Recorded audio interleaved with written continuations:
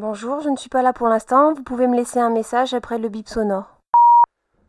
Je me lève seul ce matin, je vais bien. Pas d'angoisse et pas de chagrin, je vais bien. Ah ouais, j'ai pas froid, j'ai même un peu faim, je vais bien. Même si je n'ai pas tes seins dans les mains, je vais bien.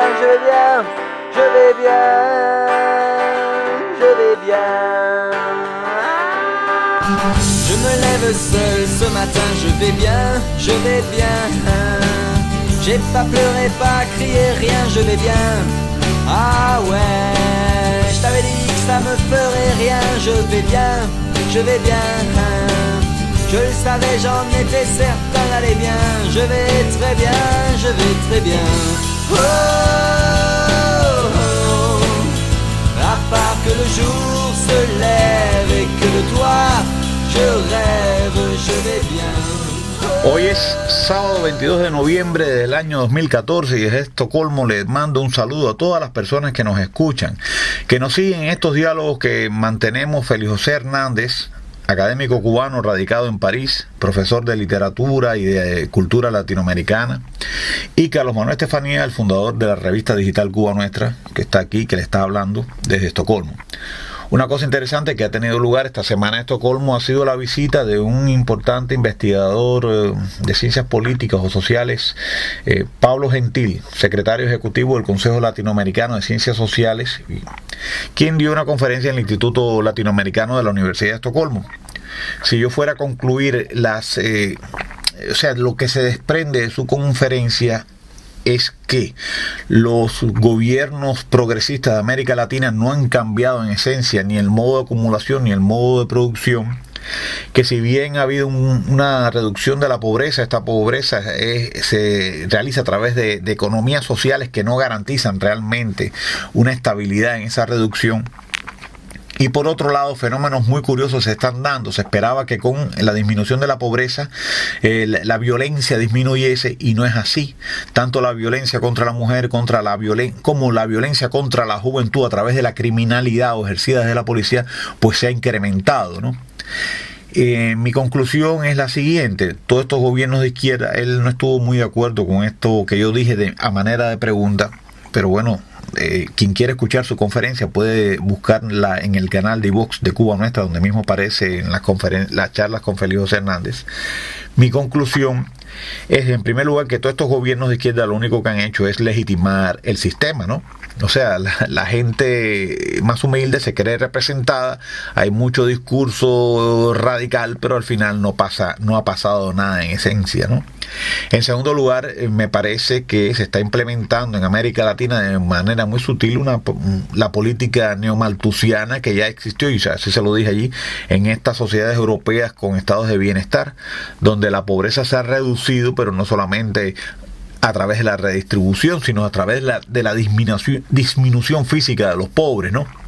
Y a mí me parece que a través de la violencia con las clases más humildes, ya ejercida entre ellos a través de la criminalidad que se ha disparado o desde las fuerzas del orden, y después con las clases medias a través de la droga, que es algo que también se desprende de una respuesta que me dio este investigador, pues se está aplicando una política neomalthusiana. Bueno, termino esta pequeña introducción de algo interesante que ha ocurrido en Estocolmo en esta semana, para darle el paso a nuestro querido amigo Félix José Hernández. Félix José, ¿cómo está París hoy 22 de noviembre del año 2014?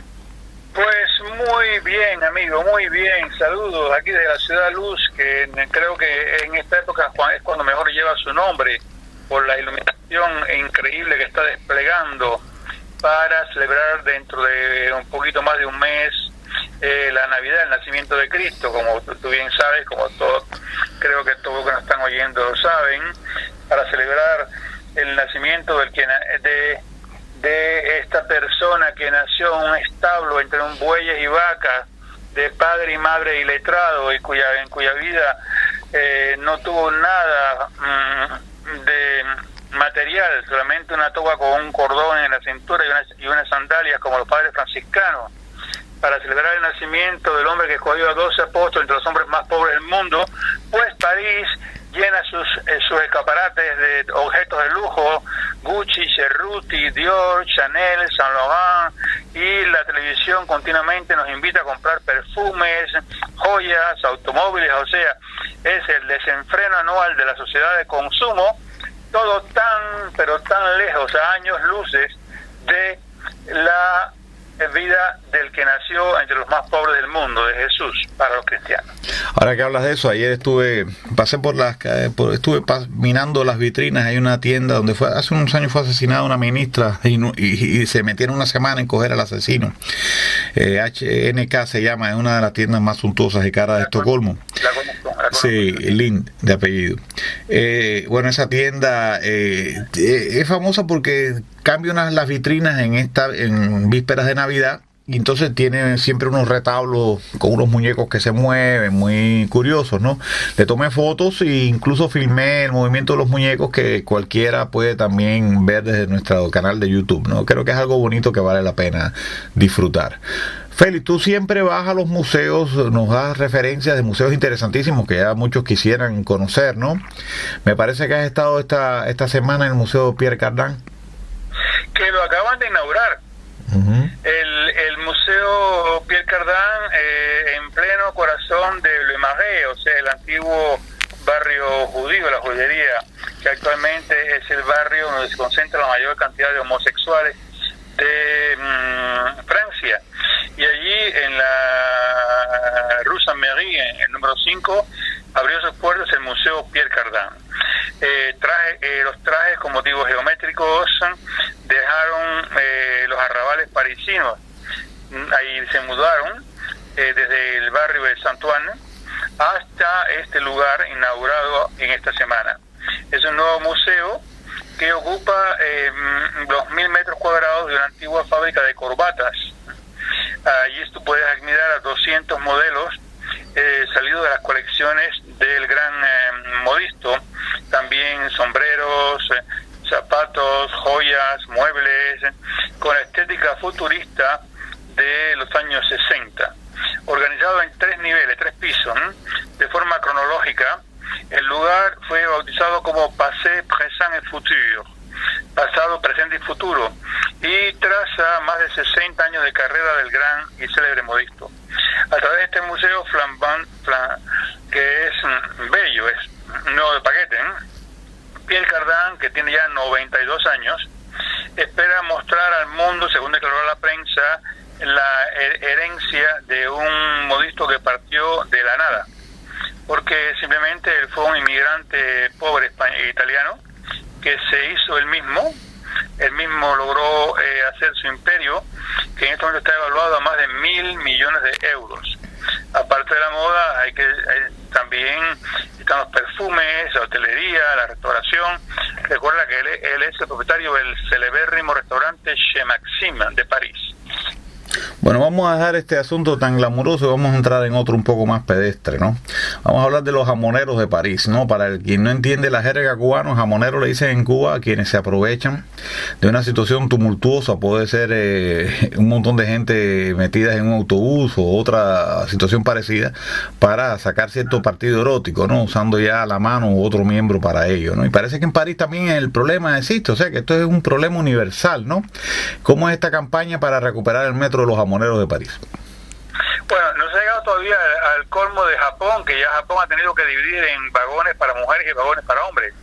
Pero aquí yo creo que algún día tendrá que hacerlo, porque yo veo cada cosa que es impresionante. Bueno, pero espera, antes de que siga, pero entonces el programa va a seguir, y con las campañas de homosexualización que existen tanto en Japón como en Francia, lo único que los jamoneros se van a jamonear entre ellos.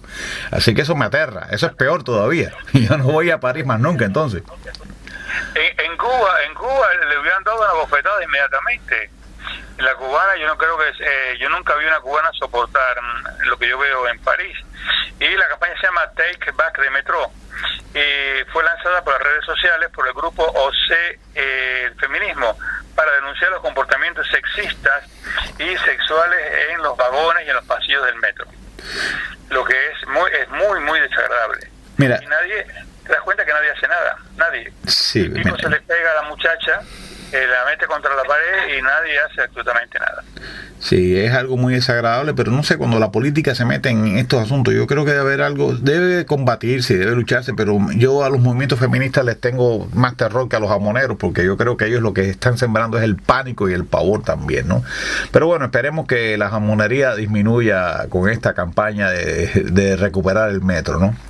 Bueno, pero los hombres no siempre son jamoneros, a veces son muy espléndidos, ¿no? Me he enterado que el 65% de los hombres gastarán dinero en regalos ahora con estas festividades que vienen allá. Sí, el 65% han declarado que ellos van a gastar entre 100 y 300 euros para hacer un regalo a la mujer de su vida, según el sitio cado.com, o sea, regalo.com, que es el líder de los regalos personalizados en la internet. Pues mira, ahora que están sonando fuegos artificiales aquí, ya parece que han empezado las festividades, están un poco adelantadas. Bueno, vamos a dejar el tema de los regalos y vamos a hablar de algo que tú retomas muchas veces, que es el asunto del peligro que corrían los turistas a manos de ciertas bandas delictivas o delincuentes individuales, ¿no? Por lo visto parece que van a tomar cartas en el asunto y van a proteger mejor a los turistas en París. Sí, la seguridad en los lugares públicos ha progresado y los turistas están mejor protegidos en la capital. Los robos con violencia cometidos en los lugares turísticos este año se redujo en 8% en los 9 primeros meses del año. Indicó ayer la jefatura de policía de París, sin dar más detalles, pero la baja llega sobre todo a 25% para los turistas chinos, que eran los más atacados, porque ellos se desplazan con importantes sumas de dinero en efectivo. O sea, en lugar de utilizar tarjetas de crédito como otros turistas, ellos llevan el dinero en efectivo. Las agresiones en cuanto a ellas disminuyeron de 4,5% en el mismo periodo. Y más localmente los resultados ya son bastante buenos en los Champs-Élysées, con 25% de robos menos, con violencias, con heridas. Esto es el resultado de la apuesta de un plan de seguridad para turistas desde la primavera del 2013, que se ha traducido por diversas patrullas, sobre todo en 7 lugares importantes de París donde van los turistas, en Nuestra Señora de París, en Montmartre, el Louvre, etcétera, y también se han creado brigadas especiales que se llaman las PST, de 24 agentes en los Campos Elíseos, donde se acaba de inaugurar el mercado de Navidad. O sea que desde la rotonda hasta la Plaza de la Concordia, donde está la gigantesca rueda, pues en presencia del animador Jean-Luc Reichmas y de la actriz Chantal Latsou, que son los padrinos de esta edición, los visitantes podrán deambular entre 200 chalés de madera pintados de blanco, consagrados a la gastronomía francesa, 40 consagrados a la artesanía de arte y numerosas atracciones para los niños que serán instaladas, como pistas para patinar en hielo, toboganes gigantescos, carruseles, y sobre todo se ha dicho que van a preservar el medio ambiente, porque incluso hasta las bolsas que se den con los artículos que se compren serán reutilizables y los vasos son reciclables, las luces en LED. O sea, esto va a durar hasta el 4 de enero. Recuerda que aquí no se celebra el Día de Reyes, como en el mundo hispánico. Aquí se come una tarta y más nada que eso, ¿no? Hasta el 4 de enero se calcula que 16 millones de turistas pasarán entre los chalés de Navidad, del mercado de Navidad, valga la redundancia, de los Champs-Élysées. O sea, que el dinero que no se roben los delincuentes, pues irá a parar al mercado de Navidad de los Campos Elíseos. Está bien, muy buena fórmula. Bueno, vamos a hablar ahora de un tema religioso, a pesar de esta diferencia que has marcado entre la religiosidad o las festividades vinculadas a la religión en Francia y España, ¿no? Vamos a hablar de algo tan interesante como sería el origen del nombre de la Biblia.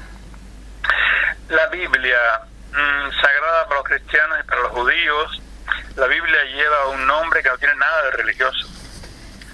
Su origen es puramente geográfico y hace referencia a la ciudad fenicia de Biblos, fundada hace ya 7.000 años y que estaba situada en el actual Líbano, una ciudad portuaria conocido en la antigüedad por controlar el comercio entre Egipto y Grecia, y el papyrus era la especie de papel que era utilizado para escribir, que en griego es el papiro, se dice en ese griego antiguo ta Biblia, y que sirvió como soporte para transcripción de la Sagrada Escritura. Y el término tiene cuya raíz también provocó el origen de la palabra biblioteca, porque viene del papel del papyrus. Y después rápidamente pues fue conocido en todo el Mediterráneo. La Biblia actualmente se vende a más de 25 millones de ejemplares al año y sigue siendo el libro más difundido en el planeta Tierra. Bueno, vamos a hablar de otro tipo de otros récords, ¿no? Hablemos de récords de tamaño. En estos días estuve mirando en la red una fotografía donde se veía al hombre más alto del mundo con el más pequeño, ¿no?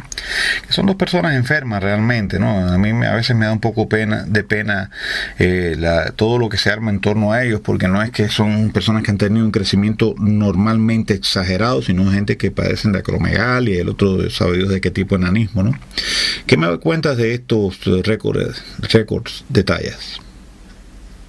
Yo creo que la diferencia de talla entre el hombre más pequeño del mundo, que es un nepalés llamado Chandra Bartu Dangui, que mide apenas 54 centímetros, y él se reunió con el hombre más grande del mundo, el turco Sultan Kosen, de 2 metros 51. Estos dos récords mundiales tomaron el té en el Parlamento Británico de Londres para la 10ª edición del Día de los Récords, organizada por el Guinness Book.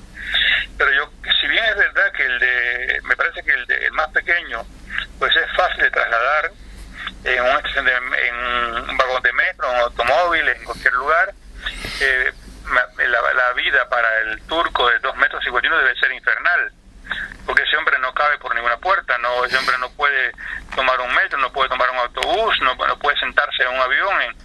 ¿Cómo hace ese hombre para poder vivir? Debe ser muy, muy difícil esa vida cotidiana para él. Sabes que cuando estuve en Estambul, y que sé que también has visitado esa ciudad, me llamó la atención que los turcos eran bastante bajitos, ¿no? Y bueno, esto es un detalle muy curioso porque estos fueron los que le dieron tranca a los ingleses en Galípoli. O sea, los turcos son un pueblo bravo, pero chiquitico. Los que no quiere decir que no haya grande, porque habiendo sido un imperio y habiendo importado mujeres de Bosnia y de Bulgaria y demás, pues ellos también tienen una remezcla genética. Pero bueno, es un pueblo esencialmente asiático y la estatura no es muy alta, ¿no? Y entonces me imagino que este hombre destaque doblemente por eso, porque bueno, si estuviera, no sé, en un país escandinavo donde la gente son bastante altas, pues entonces quizás no, pero en Turquía, donde los tipos son muy bajitos en general, no quiero decir que todos, puede ser difícil para ese tipo de adaptarse, porque todo debe estar hecho más o menos a la medida de estas personas, ¿no? Bien, vamos a dejar los récords y vamos a hablar de Malala. Yo hace algún tiempo escribí en mi blog una nota respecto a Malala. Yo no me fasciné con la historia de Malala. Malala la tienen bendecida. Yo creo que hay una campaña occidental encaminada a desacreditar, y no solamente a desacreditar, sino a transformar las costumbres de estos pueblos, de la ecología cultural de estos pueblos, y bueno, Malala es un instrumento de ello, ¿no? Con independencia de la compasión que despierte en mí el hecho de que haya sido víctima de un atentado, si fue real. Vamos a estar claro, eso me lo dicen los medios, yo de los medios creo pocas cosas realmente, ¿no? Muchas las tomo y las vuelvo de atrás para adelante y aplico una técnica que uno aprendió con los medios cubanos, que esos son descaradamente manipuladores, pero los otros también pueden serlo, y uno aprende a leer entre líneas, ¿no? Ahora, evidentemente no solamente yo tengo algo que decir sobre Malala, ahora me has dicho que los musulmanes también están molestos con Malala, cuéntame. Pues la muchacha ha sido acusada por sus detractores como ser anti-Islam y anti-Pakistán. A tal punto que una federación de escuelas privadas de Pakistán, que representan más o menos 150.000 establecimientos, declaró una jornada anti-Malala el 10 de noviembre, o sea, hace 2 semanas. Y ella fue consagrada a la crítica de Malala Yousafzai, la joven militante antitalibán que recibió el Premio Nobel de la Paz en el 2014, y llamaron a ese día, el 10 de noviembre, Malala Day. O sea, yo no soy Malala, el día Malala, en referencia al título en inglés de su autobiografía, I am Malala. Yo soy Malala. El director de la Federación de las Escuelas, Mirza Kashif Ali, acusa a la joven de llevar una actividad anti-Islam y de anti-Pakistán. Bueno, yo creo que sí, que hay mucha verdad en eso, la verdad. Bueno, y quien quiera saber mis argumentos, pues que busque El Hombre Cuba Nuestra y ponga Malala en el buscador y ahí verá en qué yo me baso, ¿no? Cuáles son mis argumentos. Bien, me parece muy caritativo el hecho de que se hayan establecido duchas para los pobres en el Vaticano. El Vaticano, no solamente el Vaticano, tiene sus tesoros fabulosos, sus museos con obras de arte que valen miles de millones de euros, su cúpula, su riqueza gigantesca. No, también el Vaticano, hay que decir la verdad, el Vaticano ayuda a los pobres, a tal punto que el Vaticano va a instalar 3 duchas, cerca de las columnas de la Plaza de San Pedro. Y ha invitado a una decena de parroquias de Roma a hacer lo mismo, a instalar 3 duchas, para que los muy pobres, los vagabundos, se puedan bañar, según el periódico La Stampa. Los trabajos de instalación fueron ofrecidos por una empresa, y el tenor Andrea Bocelli contribuyó con el costo de lo necesario. Me imagino que es el tubito con la ducha arriba, el grifo, llave y el jabón. O sea que bueno, no está mal para empezar. Sabes que pasa con el Vaticano, y es mi opinión muy personal, ¿no? Y respeto a quienes no estén de acuerdo conmigo, y no lo digo de una manera agresiva. Pasa con el Vaticano en sentido general, con el catolicismo y también con el protestantismo, que busca tanto el triunfo a través del dinero, ¿no? Lo mismo que pasa con el lamaísmo y lo mismo que pasa con el Islam en general, que los principios austeros de sus fundadores, me refiero a Buda, me refiero a Jesús, me refiero al propio Mohammed, no tienen nada que ver con la vida que llevan hoy en día sus seguidores, ¿no? Que es un rasgo de decadencia y debilidad, porque realmente aquella religión que fue la religión de los esclavos y que sobrevivió a la persecución no tiene nada que ver con ese lujo en que pueden vivir, que representan, por más que el señor Francisco se cambie los zapatos y haga alguna que otra murumaca, ¿no? No tiene nada que ver con la enseñanza de Cristo, como no tienen nada que ver la vida que se dan los Emiratos Árabes con la vida precisamente espartana y austera de Mahoma, ¿no?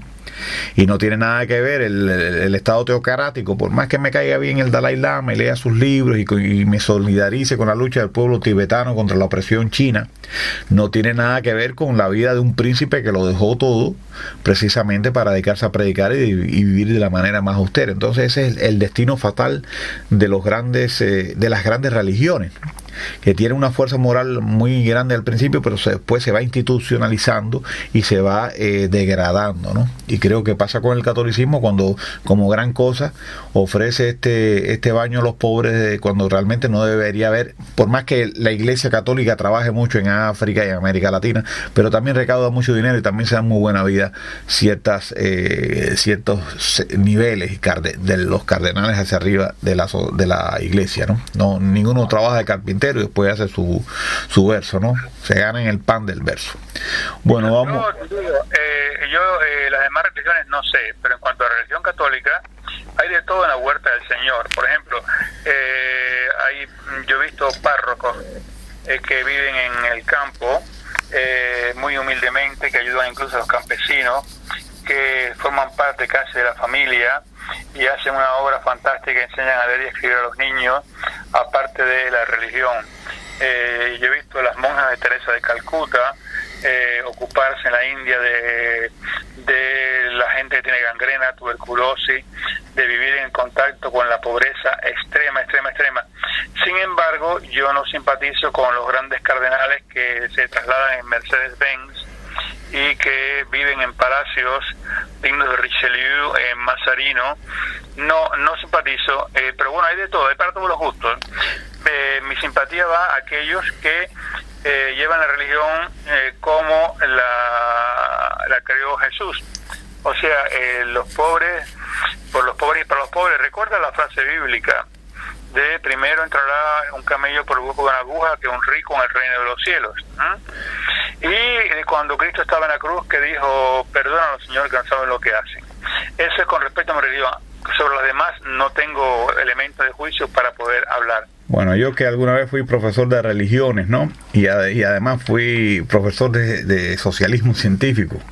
Te puedo decir que todas las religiones, incluidas las marxistas, tienen ese doble juego, ¿no? Por un lado, logran captar gente muy, incluida la religión comunista, porque para mí eso es una religión.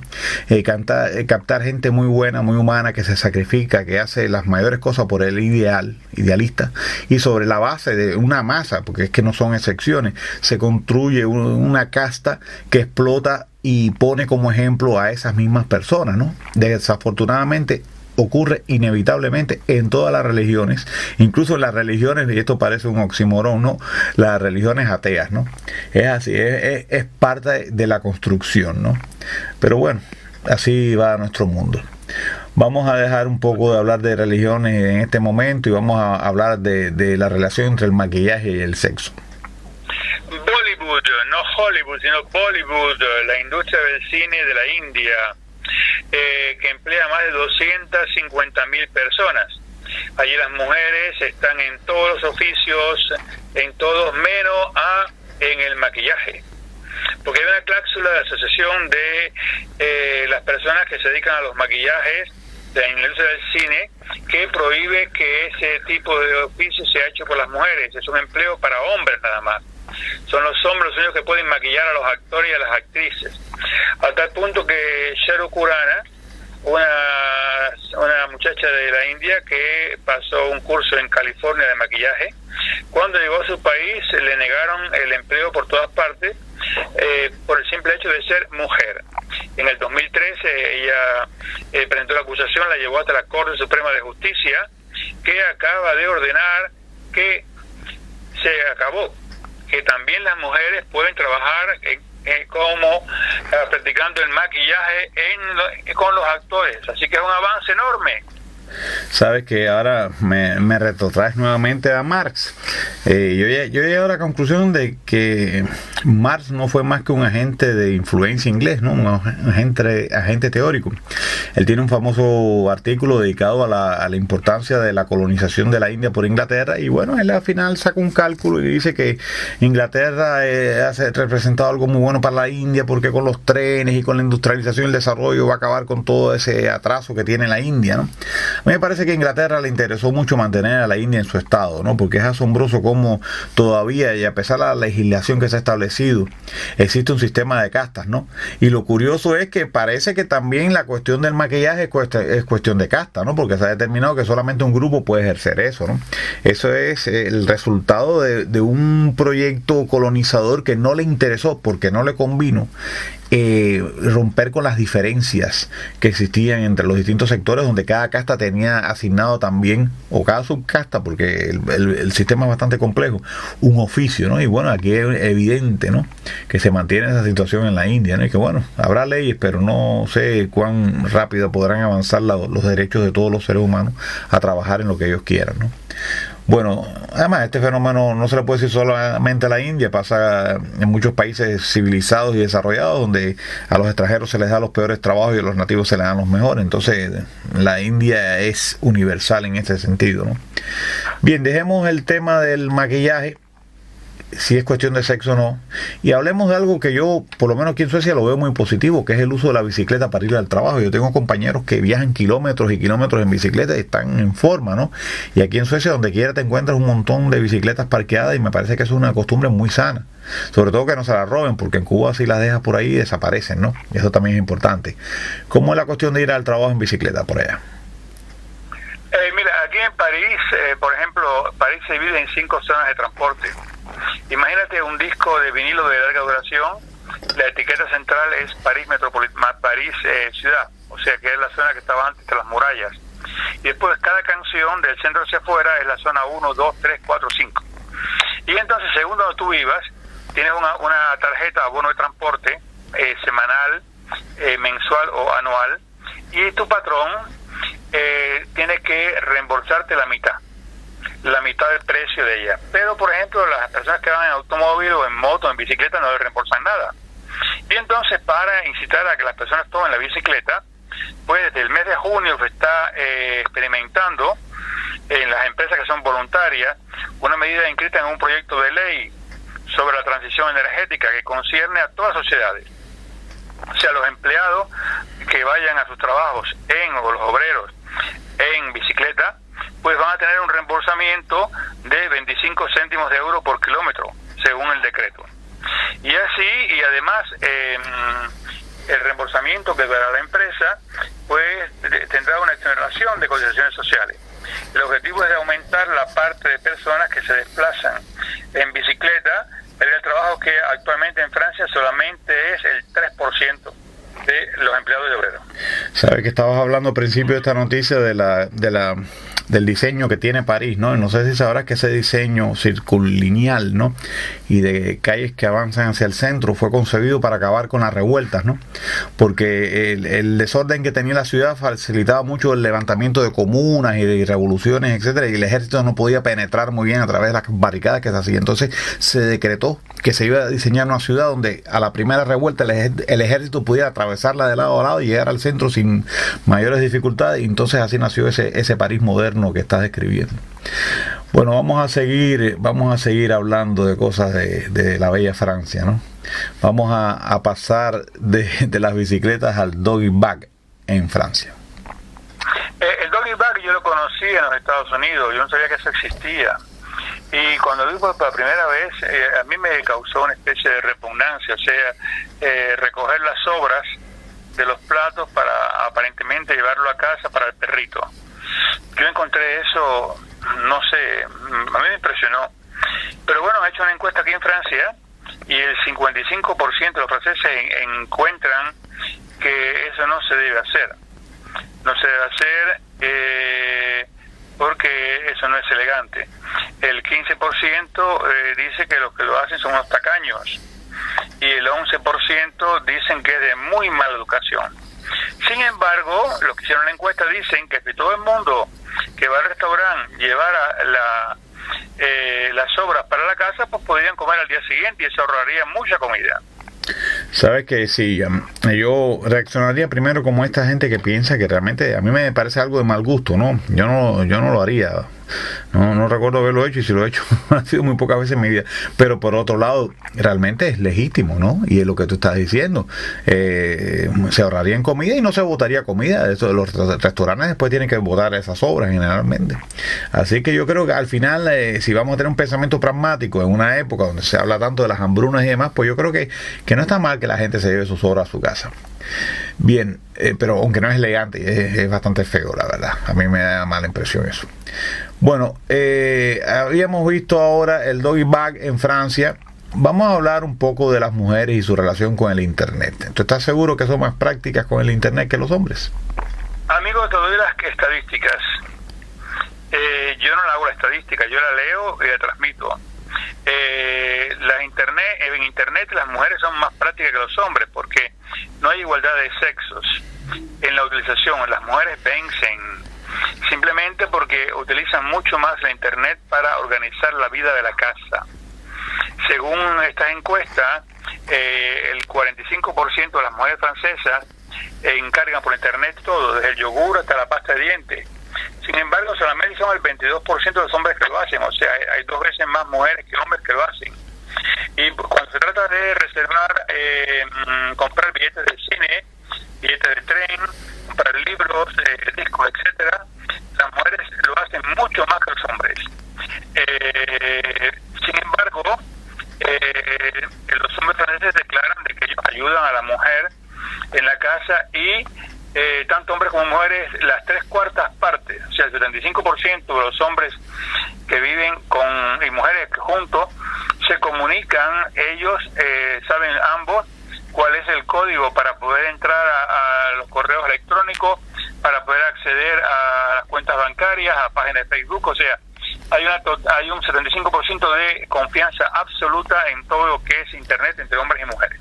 Yo pienso que sí, que tú tienes razón, porque entre otras cosas, con el Internet en primer lugar desaparecen las diferencias físicas, y no solamente las diferencias físicas, sino hay bastante anonimidad, si se puede usar esa palabra, en el uso del Internet. Entonces, además de la diferencia física, desaparece el control moral y social, ¿no?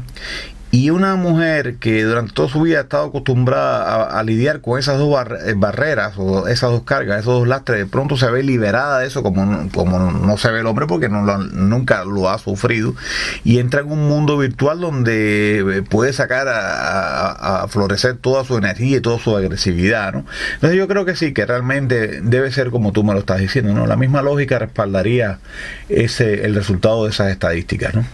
Bueno, dejemos el Internet y vayámonos al petróleo. Vamos a hablar de los barriles de petróleo. ¿Por qué el petróleo se mide en barriles? A ver. La unidad de medida de petróleo, el barril, corresponde en nuestros días alrededor de 159 litros cada barril. Y fue adoptada en el siglo XIX, cuando nacía esta industria. En los años 1860 a 1870, los jóvenes que explotaban el petróleo eran mucho menos ricos que ahora, y para transportar lo que es el llamado oro negro, pues tenían problemas para utilizar contenedores, jarras, no sabían cómo hacerlo, y entonces se dieron cuenta de que en esa época había barriles de madera que eran utilizados en el comercio mayorista para llevar el aceite, el pescado en los barcos, en los trenes o incluso en las diligencias. Y así el barril, que también servía para conservar sal o whisky, y que podía contener alrededor de 150 litros, era lo más práctico para transportar el petróleo. Y para compensar las inevitables desperdicios o infiltraciones, etcétera, pues la talla de estos barriles aumentó de 5%, para que el cliente estuviera contento y no recibiera nunca menos de lo que había pagado. En realidad se llegó a una conclusión, y el contenido del barril era de 159 litros. Actualmente no es en barriles, pero cada 159 litros se considera un barril. Comprendido. Bueno, vamos a seguir en el tema de los orígenes de las cosas, ¿no? Cuéntame, ¿por qué el trébol es el símbolo de Irlanda? El trébol, yo recuerdo que en Marianao había un jardín muy famoso, se llamaba el Trébol, que lógicamente fue confiscado, expoliado por el gobierno cubano y cerró. El trébol, con sus 3 hojas, es sin duda el emblema más conocido de Irlanda. Su origen remonta al siglo V, cuando ocurrió la evangelización de la isla por San Patrick. Este obispo misionario de origen escocés se sirvió de esta planta, que abundaba mucho en Irlanda, para explicar la Santísima Trinidad a los irlandeses, que en aquella época eran adeptos a la religión céltica de los druidas. Y el trébol representaba la noción de Dios para los cristianos, porque comprendía el Padre, el Hijo y el Espíritu Santo. San Patrick utilizó esta metáfora para convertir al rey de la provincia de Munster, Anellus, y el trébol de 3 hojas pronto se convirtió en el símbolo de la isla. Incluso hoy la gran mayoría de los irlandeses, el 95%, son cristianos. En cuanto a la influencia de este sacerdote, fue tan grande que fue nombrado el santo patrón de Irlanda. Y como tú sabes, millones de irlandeses pues emigraron a los Estados Unidos de América. La fiesta nacional irlandesa, la San Patrick, es celebrada en el mundo entero, donde hay irlandeses y donde no los hay también, el 17 de marzo, porque fue la fecha aniversario de la muerte del evangelizador, y en el año 461, el día que según la religión subió a los cielos y está sentado muy cerca de Dios Padre. Muy bien, muy interesante. Volvimos de nuevo al tema religioso, que para mí es apasionante. Yo tengo una relación hacia las religiones en general de interés y no solamente de respeto, puedo respetar, hay muchos valores y sabiduría en ellas, ¿no? Sino como el entomólogo hacia los insectos, ¿no? Entonces siempre que toques la religión para mí va a ser un tema bien curioso, ¿no? Y bueno, si la mezclamos con el trébol como símbolo de Irlanda, pues se completa la ecuación, ¿no? Sabes que muchas veces he reflexionado sobre estas fugas que se dan de las cárceles, una vez bajo tierra, otras veces por el aire. Hace no muchos años, fue en los años 90, un comando de estos guerrilleros entrenados en Cuba se escaparon no fue un comando, fueron 2 o 3, se escaparon de una cárcel de Chile en un helicóptero, ¿no? Y parece que esta historia se repite, que si se van de una forma o de otra. Ahora, lo que no se había dado nunca es que no se escapara la gente, sino que entrara por el aire a las cárceles, ¿no? Cuéntanos de esta historia de unos turistas que llegan en globo a una cárcel. Turistas o reinas de elevación, 2 hermanas que se van a acordar por toda su vida de su viaje a la India. Estaban de vacaciones en el Rajasthan, al noroeste, y estas 2 muchachas que venían del Caribe quisieron ofrecerse un vuelo en francés se dice montgolfière, en español es en globo, para observar del cielo la famosa feria de camellos que se desarrolla todos los años en Pushkar. Pero ocurrió que había fuertes ráfagas de viento y el piloto no podía controlar y al final tuvo que aterrizar, pero aterrizó en pleno patio de la cárcel local. En cuanto empezó a descender el globo, el personal del establecimiento penitenciario pensó que había aterrizado para que escapara algún preso, y entonces asaltaron a los tripulantes, se llevaron a las 2 chicas y al que guiaba el globo inmediatamente tras las rejas, y las 2 pobres muchachas tuvieron que sufrir un interrogatorio muy largo de más de 3 horas para convencer a las autoridades de que ellas no querían venir a buscar a nadie a la cárcel, sino que todo había sido un accidente. Al fin fueron liberadas, pero decidieron no tomar el globo. Sino salieron de la cárcel, en la puerta había quien alquilaba elefantes como taxi, y siguieron sobre el elefante para pasear por el mercado de los camellos. Tú sabes que habría que analizarlo, si suerte o no suerte, pobres o no pobres estas chicas, porque menos mal que las tomaron por unas supuestas compinches para una fuga, ¿no? Porque si llegan a caer en la cárcel y los policías no se percatan, en esa cárcel de esa India donde la falta de mujeres ha provocado una epidemia de violaciones, no creo que esas niñas hubieran sobrevivido, ¿no? Así que navegaron con suerte, porque precisamente tú sabes que hay toda una fama, y creo que la fama tiene un basamento real de que en la India se viola mucho, pero hay un basamento sociológico. Si se mata a las niñas, aunque eso no se hable muy claramente, o se reprime la sexualidad, pues entonces los que no cuentan con mujer, pues se las casan como sea, y eso se multiplica en una cárcel. Así que bueno, libraron las muchachas por partida doble, la verdad. Bien, vamos a dejar este tema tan curioso, ¿no? De las turistas que fueron a parar a la cárcel en globo, y vamos a hablar de un tema que se vincula mucho. Qué casualidad, hoy yo estaba leyendo en una revista científica sobre un fenómeno neurológico de personas que han sufrido accidentes y han empezado a hablar con un acento diferente, ¿no? Se dio durante la Segunda Guerra Mundial en Noruega, cayó una bomba y una noruega empezó a hablar como si fuera alemana, ¿no?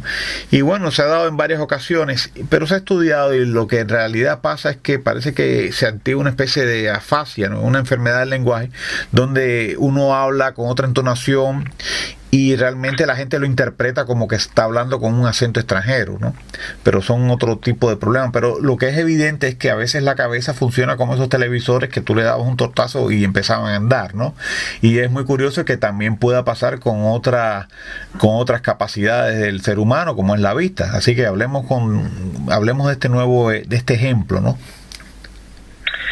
Es una especie de milagro que los médicos no se han explicado, no logran encontrar explicación. Ocurrió los medios de comunicación masivos de Australia y Nueva Zelanda se han hecho eco de esto desde hace algunos días. Es la historia de Lisa Reid, una neozelandesa ciega que ha recuperado parcialmente la vista después de haberse dado un fuerte golpe en la cabeza. O sea, ella estaba ciega desde la edad de 11 años después que fue sometida a una operación del cerebro, y misteriosamente recuperó la vista de un ojo cuando se dio un fuerte golpe con la punta de una mesa. El accidente se produjo cuando ella quiso ir a abrazar a su perro o guía antes de acostarse, y no se dio cuenta que inclinó la cabeza golpeó fuertemente contra la mesa. Ella, con mucho dolor, un enorme dolor, se fue a acostar. Cuando se despertó y abrió los ojos, automáticamente vio una mancha blanca. La mancha blanca era el techo de la habitación, y dijo: yo primero vi el techo de la habitación todo blanco, y entonces yo no pude encontrar palabras para describir lo que yo sentí. Fue increíble, fantástico, y después, al mirar a la derecha y a la izquierda, yo veía los objetos. Desde entonces hay varios especialistas que han analizado este caso rarísimo sin poder encontrar una respuesta.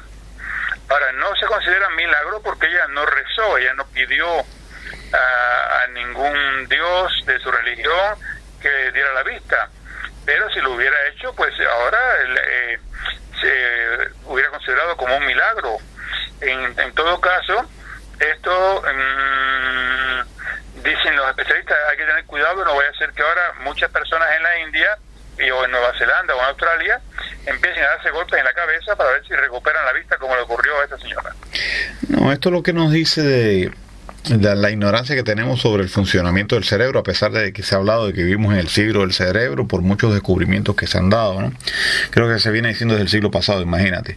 Evidentemente no hay un cuadro exacto de cómo funciona el cerebro, entonces aquello que estaba bloqueando a esta pobre muchacha, pues entonces nadie lo percibía, y tuvo que ser la casualidad la que desactivara o destapara lo que frenaba, ¿no? Pero es algo que no, yo lo veo completamente natural, ¿no? Fue sencillamente la casualidad dio en el punto.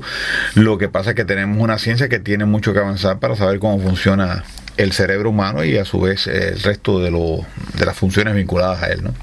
A su funcionamiento, valga la redundancia. Bueno, pasemos de esta historia muy curiosa a otra historia, a otro porqué o de dónde, no, a otro origen. ¿De dónde viene toda esta historia de los bebés y las cigüeñas?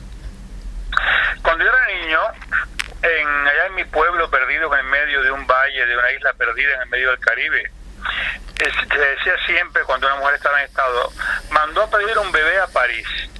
La cigüeña vendrá de París con un bebé. Y para mí París era una especie de fábrica de bebés, y donde había muchas cigüeñas.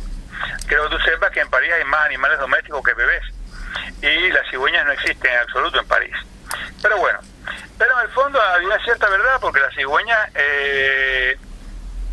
la leyenda viene de Francia, de Alsacia, no de París, de Alsacia.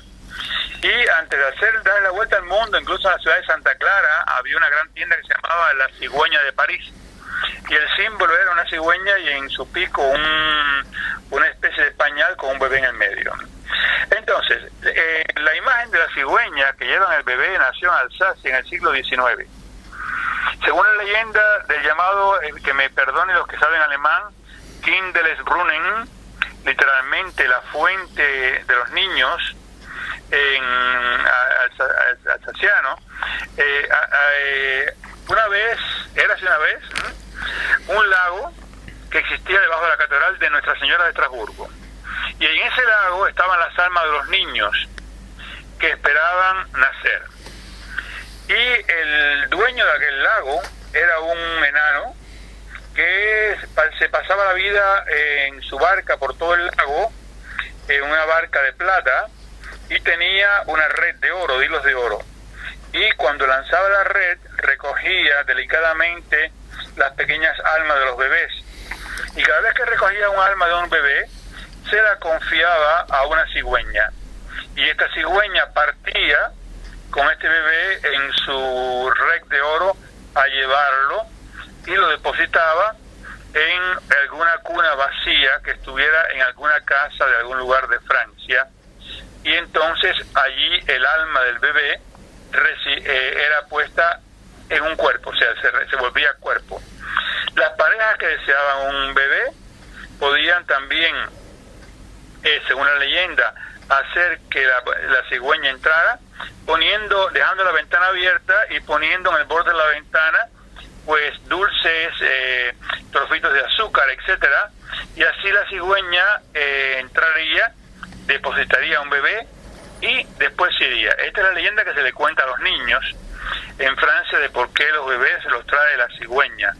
Y esta leyenda se inspira del folclore alemán, que ve desde hace milenios a las cigüeñas como mensajeras divinas del alma.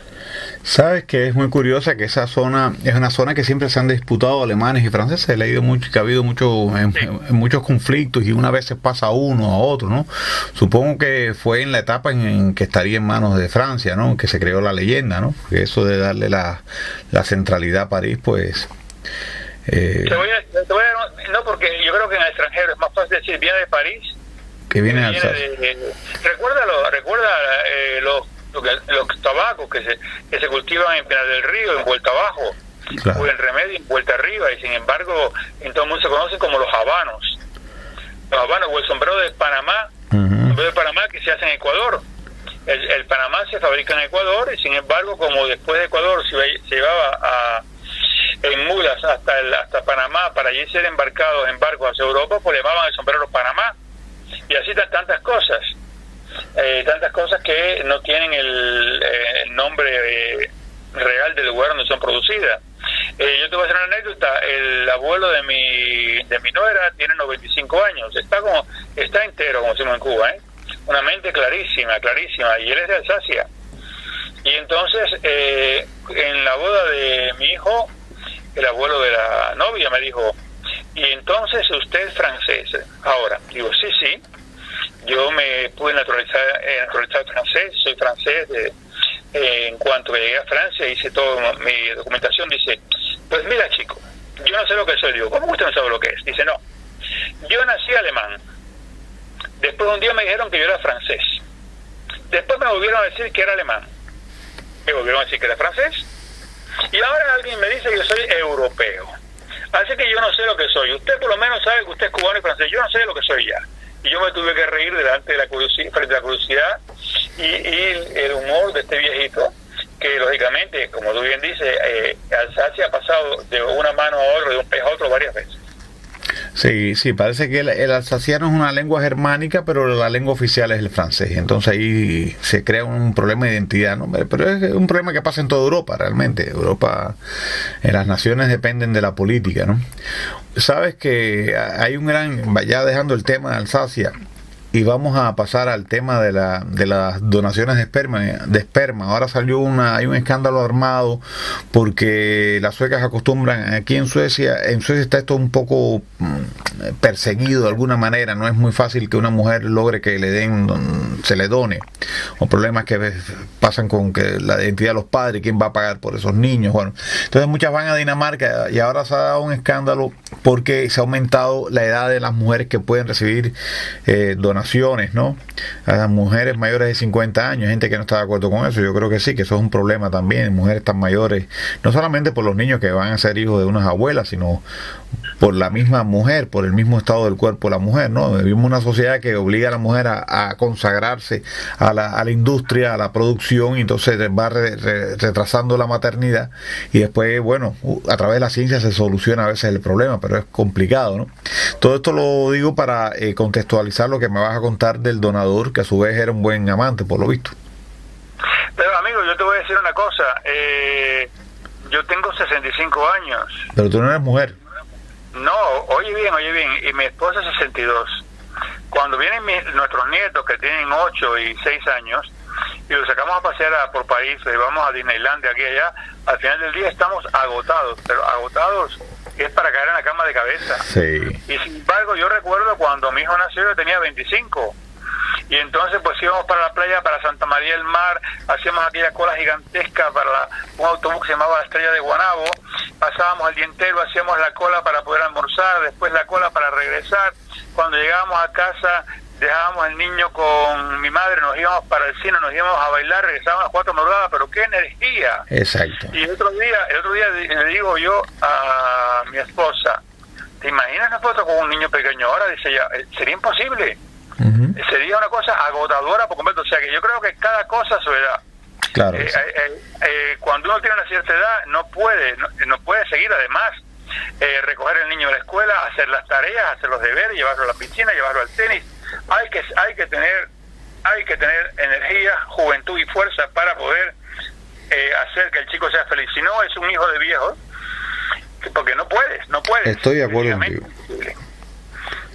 Bueno, entremos en la historia de este tipo que parece que podía con mucho. Pues mira, todos los medios son buenos para enamorarse de alguien. Y no es Amina Hart la que dirá lo contrario. Esta australiana de 42 años suscita actualmente mucha emoción en su país por su idilio con su donador de esperma.